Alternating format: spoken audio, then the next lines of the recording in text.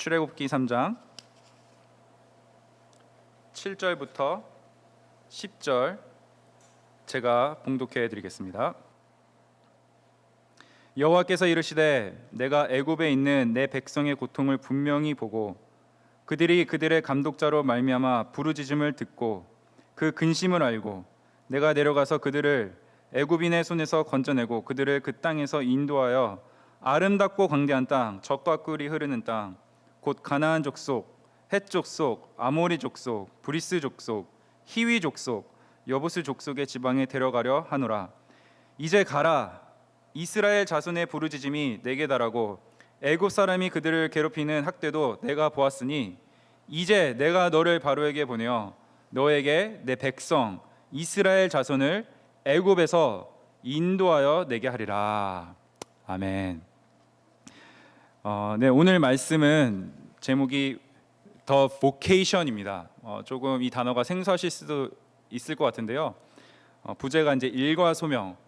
오늘 여러분에게 하나님은 과연 내가 무엇을 어떻게 하면 살기를 원하실까라는 것을 오늘 출애굽기 말씀을 통해서 같이 들어보도록 하겠습니다. 네, 여러분, 요즘에 가장 뉴스에 많이 나오고 있는 뉴스가 뭐냐면 아프가니스탄 이야기죠. 며칠 전에 이제 카불 공항 근처에서 테러로 미군이 13명이 전사했습니다. 여러분 이 소식들 다 들으셨죠? 여러분 이 미군 전사하신 분들의 평균 나이가 몇 세인 줄 아시나요? 22살입니다. 평균 나이가요. 13명의 평균 나이가 22세고 그 중에 2명이 여성 해병이었습니다. 여기 지금 사진에 보시는 이분은 니콜 지라는 이제 병장인데 이분은 고등학생 때 미 해병에 입대하겠다고 결심했다고 합니다. 그래서 누구보다도 더 노력했고 또 열정이 있었고 그래서 능력까지 인정받아서 동기들보다 먼저 승진했다고 합니다. 병장으로 승진했습니다. 그래서 이번에 이제 이 아프가니스탄 철수 이 임무를 이제 자원에서 여성과 아이들을 수색하고 돌보는 일에 이제 자원에서 이제 갔었는데요. 이 며칠 전에 이 사진을 올리면서 SNS에 올리면서 이 병장이 이렇게 말했다고 합니다. 나는 내 일을 사랑한다. 이렇게 말했다고 합니다. 여러분 한번 생각해 보시죠. 이 일이 누군가에게는 엄청 위험하고 무모한 짓이라고 생각하고 또 두려운 일일 수도 있습니다. 근데 어떤 일인지 모르겠지만 어떤 것이 이 병장을 마음을 움직였는지는 모르지만 이 니콜지 병장은 자기가 맡은 이 일이 가장 가치 있고 의미 있고 사랑하는 일이었습니다. 어떤 일이 있어요. 누군가에게는 터무니없어요. 가치가 없어요. 그렇지만 또 어떤 사람에게는 이게 자기의 목숨을 바칠 만큼 중요한 일이고 그것을 위해서라면 모든 것을 다 포기할 수 있는 그런 일이 되어버립니다. 무엇 때문에 어떻게 그럴 수가 있었을까요? 오늘 저희가 출애굽기 말씀을 통해서 모세에게 주어졌던 일 뭐죠? 출애굽입니다. 이 임무를 맡기까지의 과정이 좀 있었습니다. 그래서 이 과정을 살펴보면서 저는 하나님께서 우리에게 맡기신 일, 앞으로 또 우리에게 맡기실 일, 이것을 어떻게 해석하고 감당해야 될지를 여러분과 나누려고 합니다. 영어로 하나님께서 나에게 맡기신 일을 vocation이라고 그래요. vocation. 원래 직업하면 가장 먼저 떠오르는 단어가 뭐예요? job이죠, job. 근데 vocation이라는 단어는 job이랑 좀 다릅니다. 그래서 먼저 이 vocation의 정의에 대해서 한번 살펴보려고 합니다. 원래 이제 사전적인 의미는 뭐 임무, 사명, 소명, 직업 뭐 이런 뜻이 있어요. 근데 이 단어가 원래는 라틴어에서 나왔어요. voce어라는 단어에서 나왔는데 이 voce어라는 단어는 아주 심플한 뜻이 있습니다. to call, 부르다라는 뜻이에요. 그러니까 원래 어원적으로 vocation이라는 단어의 뜻은 부르다라는 이제 의미가 있는데요. 성경에서 이제 콜링, 투 콜이라는 이제 이 단어가 사용될 때가 있어요. 이게 이제 칼레오라는 헬라어로 이제 사용이 되는데 이 헬라어 단어가 사용될 때마다 몇 가지 특징이 있습니다. 첫 번째는 부르는 사람이 있어요. 부르는 주체가 있어요. 그러니까 누군가가 부르는 거죠. 칼레오, 누군가 부르는 거예요. 예수님이 제자를 부르셨다 했을 때 바로 이 단어가 사용이 됩니다. 그다음에 두 번째 특징이 뭐냐면 부르는 이유가 있어요. 그러니까 예수님이 제자들을 부르셨을 때 그냥 아무렇게나 이유 없이 부르시지 않죠. 이유가 뭐였어요? 내가 너희를 살아남는 업으로 만들겠다라는 이유가 분명했습니다. 또 예수님을 믿는 그 공동체를 부르실 때는 그 공동체로 하여금 교제하려고 하실 때, 교제시키실 때 또 부르셨어요. 그러니까 이 보케이션이라는 것은 단순한 직업이 아니라 그 일을 감당해야 하는 분명한 이유가 있을 때, 그렇죠? 보케이션이 됩니다.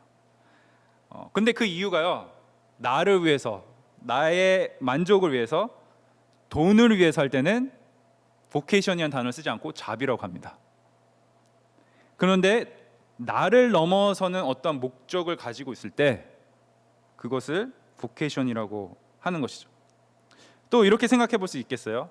내가 항상 하는 일이에요. 그런데 이 일을 통해서, 내가 항상 하는 이 일을 통해서 나의 마음이, 나의 재정이, 나의 영향력이 흘러갈 때, 다른 누군가에게, 사회에, 교회에, 국가에 흘러갈 때 그것이 또 보케이션이라고 할 수가 있습니다. 그러니까 쉽게 말하면 내가 하는 일이 그 일 자체로서의 끝이 아니라 어떠한 목적, 더 큰 목적을 위한 수단이 되거나 통로의 역할을 할 때 우리는 그것을 보케이션이라고 하는 거죠. 그러니까 이것은 어떤 일을 하는가 보다 어떻게, 왜 그 일을 하는지가 그것에 초점이 있는 것이죠. 그러니까 똑같은 일을 해도요, 어떤 사람은 부르심을 붙들고 소명을 가지고 하는 사람이 있고요, 그냥 그게 끝이에요. 그냥 돈을 목적으로 일을 하는 사람이 있다는 거죠. 근데 이게 별게 아닌 것 같죠. 근데 하나님 나라의 관점에서 보면, 성경적인 관점에서 보면 엄청난 차이가 있게 됩니다. 사도 바울이 이런 고백을 합니다. 우리가 주목하는 것은 보이는 것이 아니요 보이지 않는 것이니 보이는 것은 잠깐이요 보이지 않는 것은 영원함이라.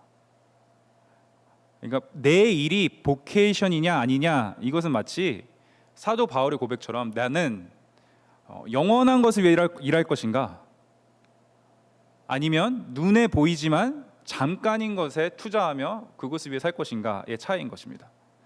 여러분, 많은 사람들이 이제 물어보죠. 대학생 때, 또 고등학생 때, 아니면 대학원생일 때는 뭐 전공이 뭐냐, 뭐 앞으로 어떤 직업을 갖게 될 거냐 많이 물어봅니다. 또 이제 일을 시작하게 되면 사람들의 모든 관심은 어디에 있냐면 어디서 일하냐, 뭐 연봉 은근히 궁금해하죠. 또 집은 살 수 있을 만한 직업인지, 뭐 이런 것을, 어떤 차를 몰고 다니는지, 이런 것에 이제 모든 관심이 있게 됩니다. 한국에는요, 지금 젊은이들이 직장을 못 구하고 있어요. 그래서 2019년까지는 고용률이 25.1%였대요. 2019년, 그러니까 코로나가 터지기 전까지요. 근데 코로나가 터진 후로 지금 21%라고 합니다. 21%. 그럼 이 말이 무슨 말이에요? 지금 보니까 청년이 한 10명쯤 되는데, 여러분 중에 앞으로 여러분의 직업을 계속 잘리지 않고 아니면 계속 일할 수 있는 분은 2명밖에 안 된다. 2명이라 되니 할렐루야 해야 되나요? 아주 암울한 현실입니다. 아무리 공부를 열심히 하고 머리가 똑똑하고 해도 지금 현실적으로 대한민국에서는 청년들, 특히 20대 10명 중에 2명이 직장 생활을 안정적으로 하고 있다고 합니다. 여러분, 근데 문제는 또 뭐냐면, 아주 대기업, 뭐 안정적인 뭐 이런 수입이 있어도요, 청년들의 고민은 끝나지 않아요. 제 친구들도 그래요. 제 친구들은 이미 이제 일을 좀 한 상태인데 만나서 얘기를 해보면 항상 고민하는 게 이걸 언제까지 해야 될지 모르겠다는 거죠. 일단 재미가 없거나 아니면 그 회사 안에 어떠한 이런 관계의 문제, 이런 것 때문에 고민이 계속됩니다. 그래서 항상 꿈을 꿔요. 더 자유로운 직장을 가지고 싶어하는 꿈을 꿉니다. 그래서 뭘 많이 해요? 가장 많이 하고 있는 게 요새 핫한 게 커피숍을 하나 여는 거예요. 저도 그러고 싶었어요. 제주도에서 아름다운 커피숍 하나에서 커피를 팔면서 라떼 한잔 하면서 라떼 팔고, 이거 아주 이상적이지 않습니까? 그런 꿈을 다 한 번씩 꾼다고 합니다. 근데 또 무슨 꿈을 꾸냐면 치킨집 사장 또 꿈을 꾼다고 합니다.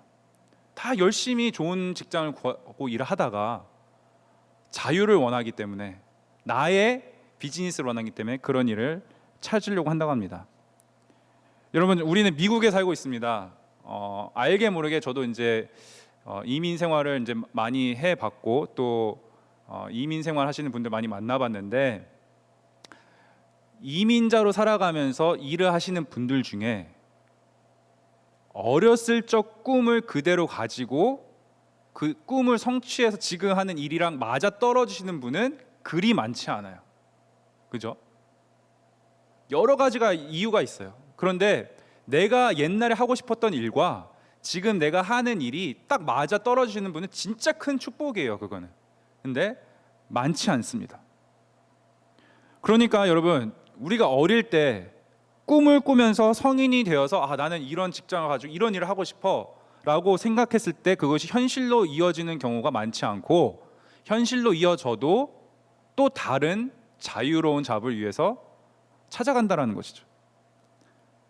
그런데 오늘 보케이션 왜 중요하냐면요, 하나님은 우리가 직업적으로 어떤 일을 하는지보다 어떤 일을 하게 되든지 그 순간에 중심을 잃지 않기를 원하신다는 거예요. 우리가 좀 아까 찬양한 그 가사가 있죠. 하나님은 너를 만드신 분이란 찬양인데, 가사를 다시 한번 2절에 이런 가사가 있었어요. 하나님은 너를 원하시는 분, 이 세상 그 무엇보다, 그 무엇 그 누구보다. 하나님은 너를 원하시는 분, 너와 같이 있고 싶어 하신단다. 하나님은 너를 인도하시는 분, 광야에서도 폭풍 중에도 하나님은 너를 인도하는 분, 푸른 초장으로 인도하신단다. 하나님은 우리와 함께 하고 싶어 하십니다. 여러분, 그 예로 오늘 우리가 모세를 살펴볼 텐데 한번 생각해 보시죠. 모세가 광야에 40년 동안 지냈어요. 인간의 눈으로 보면요, 진짜 불쌍한 인생이에요. 여러분이 만약에 모세라고 생각해 보세요. 하나님이 내가 너 광야에 40년 동안 살게 할 거야, 이렇게 만약에 물어보신다면 여러분 중에 과연 누가 네 하나님 감사합니다, 아싸, 이렇게 하고 광야를 뛰어드실 분이 있나요? 없습니다. 심지어 우리는 그 결말을 알잖아요. 가나안 땅으로 인도하겠다고 약속을 받아서 나갔는데 모세가 어디서 죽어요? 정작 자신은 가나안 땅에 못 들어갑니다. 그래서 들어가기 바로 전 지금의 요르단 느보산에서 죽음을 맞이하게 돼요. 그렇게 고생을 하고 그렇게 순종하고 끝에 왔는데 결국 자기는 젖과 꿀을 맛보지 못해요. 그럼 우리가 생각할 때는 실패한 인생 아닙니까? 정말 최악의 인생, 불쌍한 인생이에요. 하나님이 인도하셔서 그 길로 갔는데 어떻게 보면 하나님이 약속했던 그 땅에 못 들어간 거예요. 이것이 실패한 인생이 아니고 뭡니까? 여러분, 그래서 오늘 이 부분이 이해가 되려면 하나님이 모세를 불러주신 그 장면을 생각해 봐야 됩니다. 그래서 보케이션을 찾아가는 과정을 우리가 함께 살펴볼 텐데요. 첫 번째, 나의 일이 잡이 아니라 보케이션이 되려면 첫 번째로 우리가 이해해야 될 것은 무엇이냐면 하나님의 큰 그림을 이해해야 합니다. 그래서 출애굽기 오늘 저희가 읽은 이 7절, 8절 말씀에 하나님께서 뭘 하시냐면요, 모세에게 큰 그림을 보여주세요. 그러니까 이집트라는 땅에서 가나안 땅이라는 이 여정 큰 매핑을 해주십니다. 이게 무슨 말이냐면 원래 이집트에서 종의 신분이었잖아요. 종의 신분에서 자유의 신분으로 옮기겠다라는 이 큰 그림을 보여줍니다. 이것을 우리가 우리 진로를 놓고 우리가 일하는 이 일터의 삶을 바라보면서 어떻게 적용할 수 있냐면, 우울과 짜증이 가득한 삶에서 기쁨과 감사가 있는 삶, 상처와 아픔이 매일매일 지속되는 그 삶, 끝나지 않는 그 상처가 있는 삶에서 회복과 자유가 있는 삶. 쉼이 없어요. 애굽에서는 쉼이 없었어요. 그죠? 누릴 수 없었어요. 그런 삶에서 누릴 수 있는 안식의 삶. 여기서 이쪽으로 옮기려는 하나님의 그 큰 그림을 이해해야 합니다. 그러니까 우리가 무슨 일을 하든지 이 큰 그림 안에서 지금 나에게 주어진 일, 내게 주어진 일을 고민해 봐야 된다는 것이죠. 우리의 소명, 보케이션에 이 큰 그림이 꼭 있어야 돼요. 자, 두 번째는 뭐냐면요, 하나님의 방법을 이해해야 합니다. 한 가지 의아한 것은 하나님이 이제 이 큰 그림을 보여주시는데 사람을 통해서 일하신다라는 거예요. 여기 보니까 이제 나는 너를 바로에게 보내어 이렇게 하겠다. 왜 하필이면 전지전능한 하나님께서 사람을 사용하실까요? 그렇지 않나요? 저는 이거 읽으면서 맨날 생각했어요. 왜 모세도 하기 싫어하고 하나님이 능력이 없으신 분도 아닌데 왜 하나님은 굳이 모세라는 사람을 쓰셨을까? 궁금해 미치는 줄 알았습니다. 왜 그랬을까요? 하나님은 처음에 아담을 창조하셨을 때 어떻게 창조하셨어요? 자기의 형상대로 창조하셨어요. 그리고 그들로 인해서 만족해 하셨어요. 이게 무슨 말이냐면요, 하나님은 사람을 보실 때 종이 아니에요. 로봇가 아니에요. 내 자식인 거예요. 여러분 언제 제일 행복한지 아세요? 내 자식이 내 말 들을 때. 그런데 막 강요해서 말 듣는 거 말고 강요 안 했는데 말을 들을 때 너무 기뻐요. 저도 한 달에 한 번 정도 그런 기쁨을 느끼는데, 여러분 하나님은 이 사랑 관계 안에서 문제들을 해결하시는 것을 가장 소중하게 생각하시는 분입니다. 그랬기 때문에 모세가 완벽해서 부른 게 아니라 자신이 스스로 이 문제를 해결할 수 없어서 부른 게 아니라 그 관계가 이 모든 것을 뛰어넘어서 가장 중요했기 때문에 모세를 부르시고 택하신 것입니다. 그래서 굳이 연약한 사람, 하기 싫어하는 사람을 꼭 집어서 야, 내가 널 통해서 할 거야, 이렇게 말씀하시는 겁니다. 모세 입장에서 한번 생각해 보세요.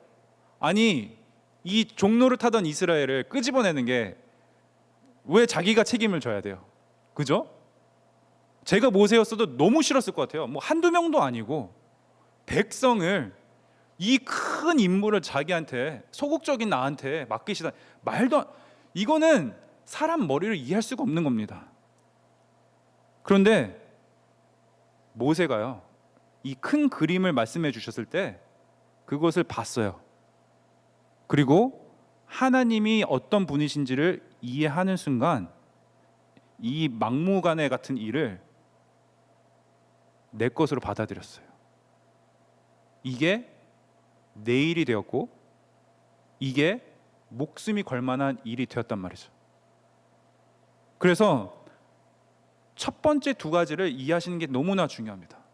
하나님의 이 큰 그림, 그리고 하나님은 사람을 부르시고 보내신다, 사용하신다라는 것을 꼭 깨달아야 합니다.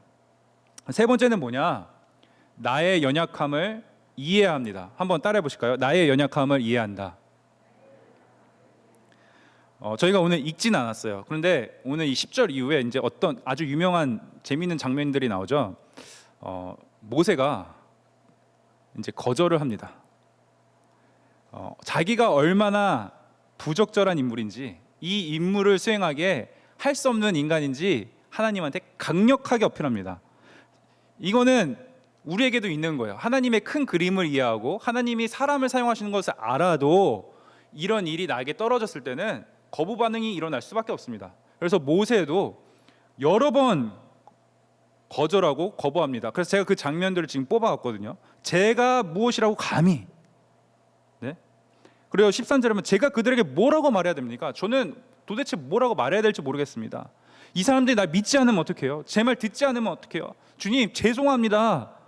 말을 잘 못합니다. 저는 혀가 무딘 사람입니다. 제발 13절에 보낼 만한 사람을 보내주시기 바랍니다. 하나님, 나 말고요, 제발 생각이 있으시면 할 수 있는 사람을 보내시라니까요. 여러분, 이 과정이 저는 너무나 중요하다고 생각합니다. 나의 연약함을 정말 적나라하게 인정하는 그 과정이 아닙니까? 하나님은 계속 물어보세요. 이렇게 저렇게. 야, 괜찮아. 계속 거절합니다. 끝까지, 갈 때까지 거절하는 이 장면. 그런데 여러분, 모세처럼 연약한 사람도 하나님의 인도하심을 걸어갔어요. 그래서 그의 삶이 잡을 위한 삶이 아니라 보케이션을 위한 삶이 되었고요. 그런데 계속 거절하잖아요. 그럼 하나님이 어떻게 하신 줄 아세요? 하나님이 계속 인자하신 줄 알죠? 화도 내십니다. 그래서 4장에 보면은 주님께서 모세에게 크게 노하시어 말씀하셨다. 화를 한 번씩 내야 될 때는 내시는 분이 하나님이십니다. 그런데 화를 내시면서도 그 다음을 보시면, 야, 그러면 너 도우미를 붙여줄게. 혼자 못하겠으면 같이 할 수 있는 사람 붙여줄게. 이렇게라도 사람을 통해서 일을 하시는 하나님을 우리가 볼 수 있습니다. 하나님의 그 목표를 위해 하나님의 방법대로 걸어가는 사람은요, 꼭 어떻게 되냐면요, 능력 주시는 하나님을 경험하게 되어 있습니다. 그래서 보케이션이라는 단어가 또 중요한 이유가 뭐냐면요, 직업이라고 생각하면 큰 오산입니다. 왜냐하면 보케이션은 항상 현재 진행형이에요. 어느 순간 끝나는 게 아니라 찾아가는 과정입니다. 왜냐하면 하나님의 약속을 붙들고 하나님의 능력을 경험하면서 이게 나의 보케이션인지 아닌지 확인을 할 수 있기 때문에 그렇습니다. 그래서 모세가 거절할 때마다 하나님께서는 약속을 하세요. 여러분 삶가운데 한번 적응해 보시죠. 진로를 고민하고 직장을 구하는 시점에서 하나님의 약속이 능력이 되는 거예요. 3장 12절을 보면 내가 너와 함께 있겠다. 내가 갈 길을 모를 때 하나님이 약속하십니다. 내가 너와 함께 있을게. 또 직장을 구해서 일을 시작하면서 어려움이 생길 때는 하나님께서 필요한 것들을, 도구를, 능력을 허락하세요. 여기 재미있는 장면이 나와요. 지금 지팡이에 대한 내용이 나오는데, 야, 네 손에 있는 게 뭐냐? 지팡이래요. 그러니까 이렇게 던져봐 했더니 하나님께서 지팡이를 통해서 이루실 그 능력을 잠깐 맛보게 하죠. 근데 한번 생각해 보세요. 여러분, 이 지팡이가 없던 지팡이를 하나님이 만들어 주신 거예요? 아니면 원래 모세가 가지고 있었던 지팡이에요? 원래 모세가 가지고 있었던 지팡이입니다. 하나님께서는 여러분이 지금 가지고 있는, 어떻게 보면 별 볼 일 없는 그런 지팡이와 같은 것들을 하나님의 그 큰 그림 안에서 내가 순종으로 사용하려고 마음 먹었을 때 그 지팡이가 바로 능력의 지팡이가 되는 겁니다. 원래 여러분이 가지고 있는 것들이 있어요. 하나님께서는 우리 모두에게 우리만이 갖고 있는 은사를 허락하셨어요. 지금은 별 볼 일 없는 것 같지만 내가 이것을 하나님 위해서 사용하겠다 마음 먹으면 하나님께서 그 여러분이 가지고 있는 작은 은사를 능력의 은사로 만드실 준비가 되어 있다는 것입니다. 여러분, 이렇게 다양한 방법으로 진로의 문제, 또 일터에서의 나의 어떠한 정체성, 이런 것들로 고민하는 많은 분들이 있으실 텐데, 하나님께서는 여러분이 가지고 있는 것, 또 하나님이 가지고 있는 큰 그림 안에서 여러분의 삶을 사용하시길 원합니다. 아멘입니까? 오늘 이 말씀 마치면서 제가 한 가지 스토리를 전하고 마치고 싶은데요. 여러분, 그 반지의 제왕 아시죠? The Lord of Rings. 아주 유명한 대명작입니다. 이것을 이제 쓴 작가 톨킨 작가라고 있는데요. 여러분 이 반지의 제왕을 이 톨킨 작가 몇 년 동안 쓴 줄 아세요? 10년에 걸쳐서 썼다고 합니다. 10년에. 근데 이때가 이제 집필을 10년 동안 하는 중에 중간에 세계 2차 대전이 이제 터지는 거예요. 세계 2차 대전이 터지니 이런 생각이 들었습니다. 내가 이 책을 완성할 수 있을까? 라는 이제 생각이 들기 시작한 거죠. 그래서 이거 다 완성을 못하고 내가 이 전쟁 기간 가운데 죽으면 이 끝맺을 못하는데 어떡하지? 두려움과 의심에 빠지게 됩니다. 끝낼 수 없을 것 같은 의심에 빠지게 됩니다. 그래서 반지의 장을 쓰다 말고 짧은 소설을 쓰게 됩니다. 근데 그 소설의 제목이 Live by Nigel이라는 한 화가에 대한 이야기입니다. 그래서 이 이야기를 잠깐 들려드릴게요. 이 니글이란 이름은 사람 이름이에요. 화가의 이름인데 어떤 뜻이냐면 까탈스러운이라는 이름이 있습니다. 그러니까 어떤 사람이었는지 아시겠죠? 그러니까 이 사람은 이 당시에 이 화가가 살았던 이 당시 배경을 어떻게 잡았냐면 본인이 살고 있는 그 시대를 배경으로 이제 쓴 책인데요. 그림, 뭐 예술 이런 거는 별로 가치가 없던 큰 가치가 없었던 시대였다고 합니다. 그래서 이 니글이라는 사람은 자기는 그림은 그리는 사람인데 주변 사람들은 아무 상관을 안 하는 거죠. 그가 그린 그림에. 근데 본인은 굳이 집착을 해요. 그림이 좋아서 또 그림을 그리고 싶어서 이제 거기에 집착을 합니다.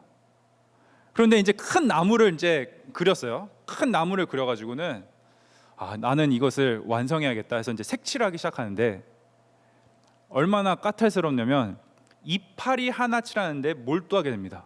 이파리 하나를 칠하는데 이 조그만 그 큰 그림 안에 이 조그만 이파리 하나를 막 칠하는 거예요. 거기 떨어진 이슬방울 막 하나씩 얇은 붓으로 이렇게 막 칠하다가 시간이 그러는데 주변에 이웃이 막 야 나 좀 도와줘 해서 어떤 이멀전시로 니글을 막 불러내요. 그러면 그림만 그릴 수는 없잖아요. 또 마음씨는 착해가지고 자기 일 하다 말고 또 옆에 사람 도움 청하면 가서 도와주고 막 이렇게 하다가 또 와서 조금씩 그리다가 또 뭐 하다가 그러다가 시간 지나다가 죽습니다.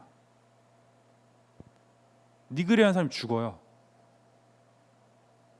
이파리 하나만 다 칠하고서 죽었는데 그 이웃이 이제 집을 정리해야 되잖아요. 집 청소할 때 도와주다가 이 그림을 발견한 거죠. 봤는데 이파리 하나가 너무 아름다운 거예요. 그래서 이것을 가지고 나왔더니 이 동네 사람들이 야, 이 이파리 봐라. 어떻게 이렇게 칠하지? 그 작은 이파리를 보고 이것을 동네 박물관에 전시를 합니다. 전시를 하고서는 그 전시 제목이 그림 제목이 Live by Nigel이라고 붙이게 됩니다. 그래서 그 박물관에 오는 사람들이 이 그림 보고 감탄을 합니다. 야, 끝내주는 명작이다. 완성을 못했는데. 근데 이야기가 거기서 안 끝나요. 이제 니글이 죽은 다음에 천국행을 가기 시작합니다. 그런데 이제 천국을 향하는 열차를 타고 가는데 어떤 목소리가 들려요. 야, 너는 시간을 너무 잘못 사용했어. 너무 많이 낭비해가지고 그 그림 하나 완성 못했잖아. 이런 목소리가 들립니다. 근데 또 반대편에서는 이런 목소리가 들려요. 야, 너는 그림은 다 못 그렸어도 이웃을 도와줬잖아. 잘했어. 이런 목소리가 막 들려요. 들리면서 이 기차를 타고 쭉 가는데 종착지에 왔을 때 반짝거리면서 너무 아름다운 자기가 그린 그 큰 나무와 똑같은 나무가 살아있는 나무가 눈앞에 탁 펴져 있는데 완벽하게 색칠이 완성되어 있는 거예요. 너무 아름답게. 그래서 니글이 그걸 보고 깜짝 놀랍니다. 그런데 그런 니글에게 한 목소리가 들립니다. 니글아, 이 나무 너한테 주는 내 선물이야.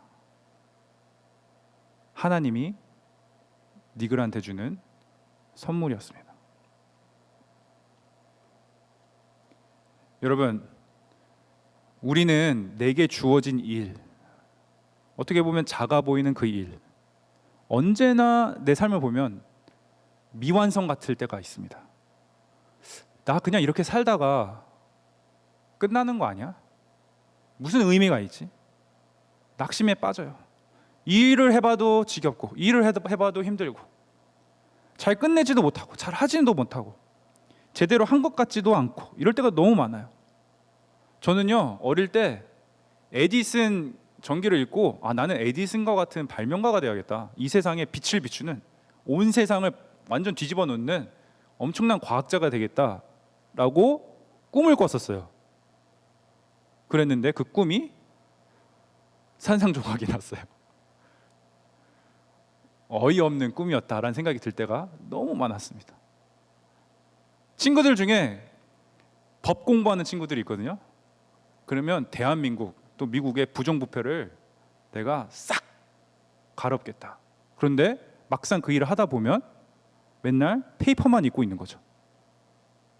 회의감에 들기 시작합니다. 내가 이러려고 이 고생을 하면서 이 일을 했나? 여러분, 오늘 하나님이 우리에게 주시는 말씀은요, 너 그 이파리 하나 잘 칠하면 돼. 너 만약에 그 칠하고 싶은데 연두색밖에 없잖아? 그럼 옆에 사람한테 진한 초록색 빌려서 칠해도 돼. 근데 완성은 내가 해줄게. 하나님의 일은요, 하나님의 나라에 사는 사람들은요, 꼭 기억해야 합니다. 하나님께서는 하나님의 사람들을 통해 일을 하시고요, 그리고 그가 그 일을 맞춰주십니다. 말씀을 맺겠습니다. 이 세상 사람들은요, 성공을 위해 삽니다. 근데 이 성공은 마치 내가 이 거대한 나무를 내가 혼자 다 칠하겠다라는 것과 같은 거예요. 그런데 하나님은 성공이 아니라 열매를 원하세요. 소명을 가지고 일하는 사람, 보케이션으로 그 삶을 살아내는 사람은 열매를 맺을 수밖에 없습니다. 성공과 열매는 너무 다른 것이죠. 열매를 맺는 삶은 내게 주어진 그 나무 하나를 성실하게 잘 이쁘고 아름답게 칠해낼 수 있는 사람이 열매를 맺을 수 있는 사람입니다. 여러분, 오늘 이제 집에 가셔서 하나님이 나한테 보여주시는 그 큰 그림 안에서 여러분의 일과 진로를 생각해 보시기 바랍니다. 그리고 꼭 기억하실 것은 하나님은 너를 사람을 쓰신다는 거죠. 그랬을 때 순종을 할 수 있어야 됩니다. 그리고 마지막으로 순종은 뭐냐면 내게 주어진 이파리를 칠해야 돼요. 미니스트리예요. 그게 사역하는 거예요. 내가 하는 일이 통로가 되게 하시고 수단이 되게 하세요. 오늘 이 예배를 드리시는 모든 성도님들의 삶 가운데 내 잡으로 끝나는 것이 아니라 보케이션으로 하나님이 원하시는 그 삶 가운데 소명을 가진 그 일이 되도록 고민하시고, 그런 여러분 모두에게 하나님의 큰 복이 있으시기를 축원드립니다.